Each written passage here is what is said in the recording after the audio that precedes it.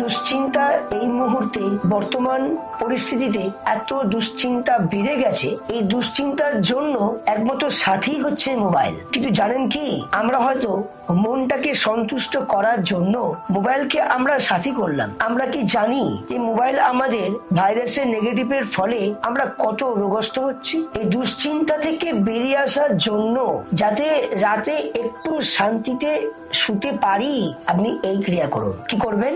রাতে শোবার আগে এই গ্লাসে ঠিক জল পূর্ণ করে আপনি ঠিক আপনার টেবিলে গ্লাসটি রাখবেন। ঠিক এইভাবে রাখবেন। গ্লাসটি রাখার পর আপনি নমো চন্দ্র দেবতায় নমো খালি দুবার বলুন। বলার পর আপনি নিদ্রায় শুয়ে পড়ুন। সকালবেলা ঘুম থেকে উঠে এইভাবেই জলটা আপনি নিলেন।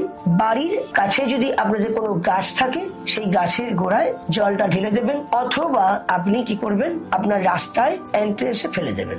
এইভাবে যদি আপনি 2 মাস করতে পারেন, আমি আপনাকে বলছি আপনার যে মানসিক দুশ্চিন্তায় মোবাইল সাথী হয়ে আপনার রোগস্থর জায়গায় যে জড়িয়ে যাচ্ছেন, সেখান থেকে আপনি অনেক ভালো থাকবেন এবং আপনাদের মানসিক দুশ্চিন্তা দূর হবার পর আমি বলছি আপনাদের সুখ, শান্তি, সমৃদ্ধি অবশ্যই আসবে। ভালো থাকবেন।